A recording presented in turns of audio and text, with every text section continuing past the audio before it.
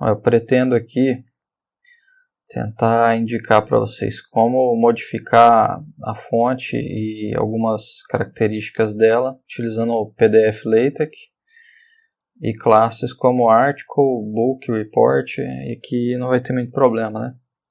Então, explicando aí um pouco como é que o TeX ele acaba entendendo aí essa questão da fonte, né, através da codificação, e como modificar aí famílias, séries, formatos e estilos dessas fontes, né?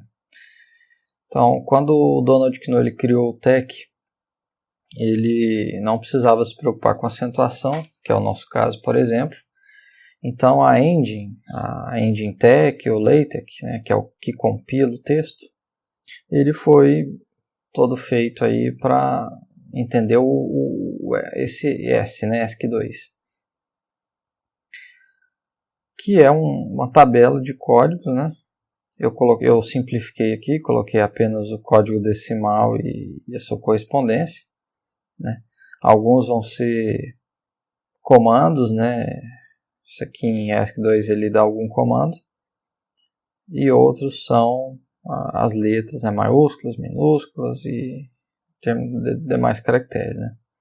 Um comando para você ver, né, por exemplo, como que o TeX ele de certa maneira puxa o que tem nesse slot, né? O que tem no slot que você especifica é o /symbol, né?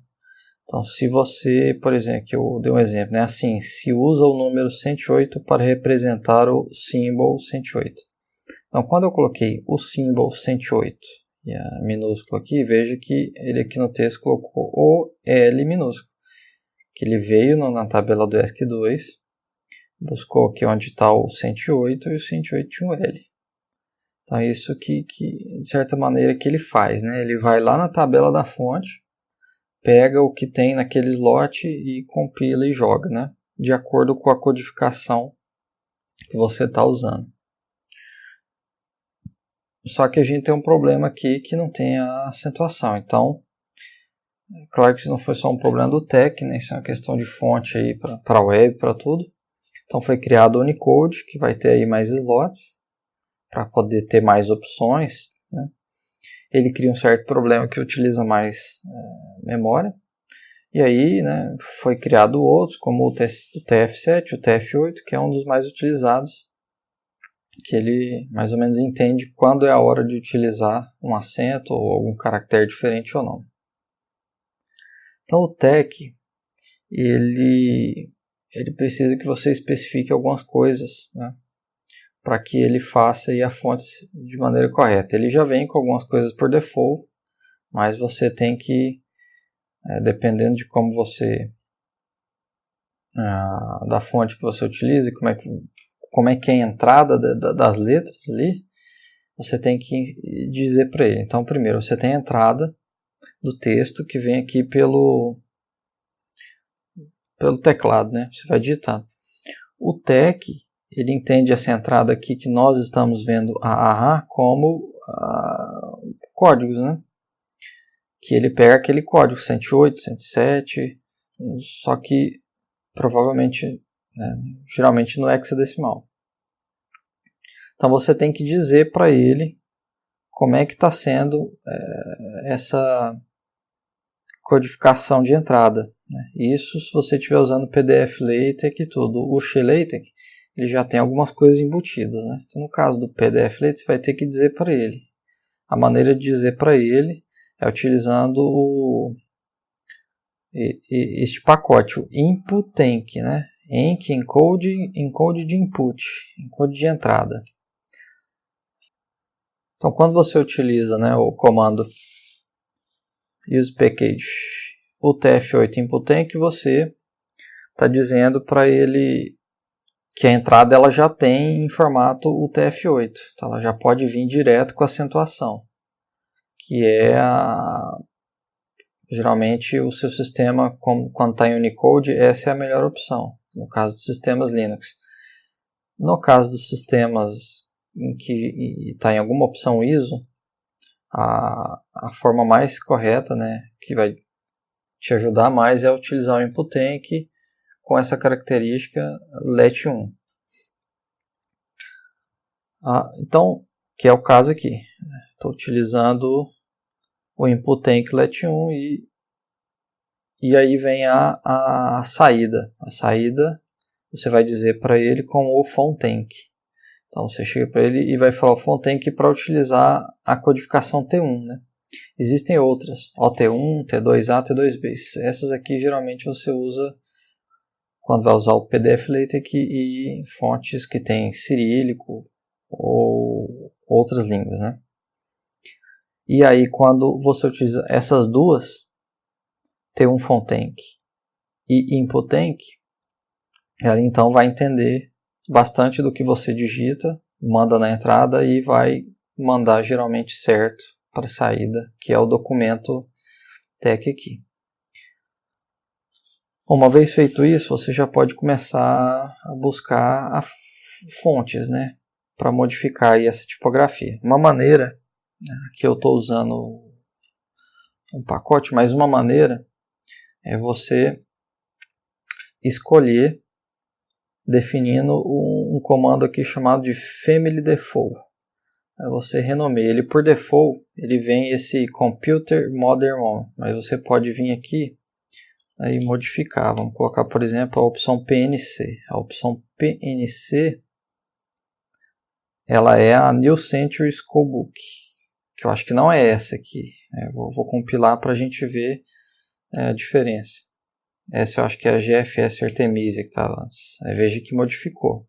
Então isso que você está vendo agora é a New Century Schoolbook. Então se você vir aqui e digitar esse comando, renew command /family default PNC, ele vai modificar todo o texto para essa New Century Schoolbook. Uma maneira de você modificar só no texto, né, só num texto específico que você queira, é você utilizar o comando /font, font family, o código, /select font e o texto. Tudo isso dentro de colchetes, né? Então eu deixei aqui alguns exemplos, né? Tá aqui, ó, abre colchete, font family, aqui eu usei PTM, select font e o texto. Então durante o texto você pode ir modificando dentre essas opções que, se eu não me engano, é o phone tank que traz pra gente. Uma outra opção é você ir atrás de pacotes, né? Um desses pacotes, que era como o texto estava aqui anteriormente, é esse GFS Artemisia, né? Onde eu peguei ele, né? Eu descobri ele nesse site TugDK Font Catalog. Ele tem vários, alguns vão dar erro, e aí você vai ter que pesquisar como contornar isso aí, né? Um deles que não deu erro e apresenta até caracteres em matemáticos é esse GFS Artemisia, né? Então quando eu compilo aqui, né, veja que modifica aí a fonte aí do texto inteiro. Então essa é outra opção. Você vai nesse site, vê as opções e vai modificando. Escolhido a família, você pode mexer com uma coisa que chama série, né? O que é a série? A série ela se refere à espessura aí dessa letra e a largura, que em tipografia eles chamam de peso, weight e largura. Os valores para o peso pode ser esses aí, o L, L, light, semi-light, medium, semi-bold e alguns outros valores para largura, que é ultra condensed, né? Letras mais condensadas, mais espaçadas. Lembrando que isso aqui varia de fonte para fonte, né? Então você tem que ir lá buscar como é que a fonte vai modificar isso e se ela vai modificar, porque às vezes não tem, né? Veja essa aqui. Eu coloquei exemplos aqui para ver, praticamente não muda nada. Então ele não tem essas especificações aqui para modificação através da série, né? E você vai dizer a série com o comando /font_series, o código aí então, né, desses valores possíveis, /select font, né? Para você ver aqui, né? Entre colchetes, /font_series, o código aí da série, select font, para ele pegar a fonte e colocar aqui no texto que você quer. Além da série tem o formato. Os formatos podem ser upright, italic, slanted, small caps, e esses dois últimos não são muito comuns, mas existem, upright, italic e outline. Então, da mesma maneira, que fez para séries, você vai fazer para ele, mas agora é barra font shape. Então, você utiliza barra font shape, o código aqui do formato, select font e o texto. Aqui eu deixei algumas opções, para você ver a diferença, né, de cada um, SC, SL, T e N. Além dos formatos, tem os estilos, né, que são comandos para você modificar o texto sem muita dificuldade. Alguns você já conhece, que seria o TextBF, o TextT, o que a maioria conhece. Mas há outros, né, o TextRM, o TextNormal, né, ou barra RM Family.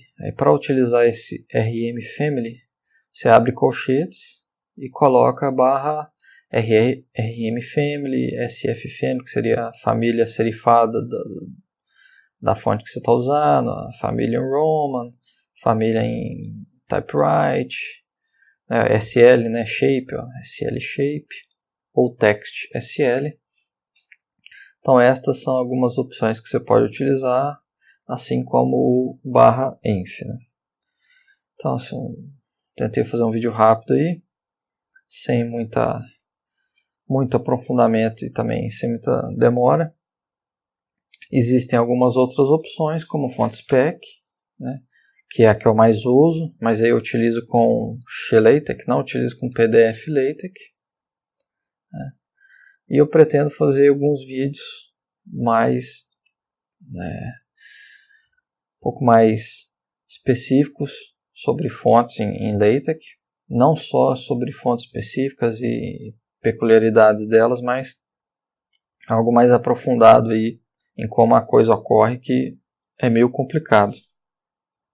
Eu penei muito já com fonte, fui atrás, acabei aprendendo alguma coisa e vou tentar passar aí mais disso nos vídeos. Então, espero aí que dê para você conseguir fazer algumas modificações aí e te ajudar aí a mexer um pouco mais com o texto aí em LaTeX, né?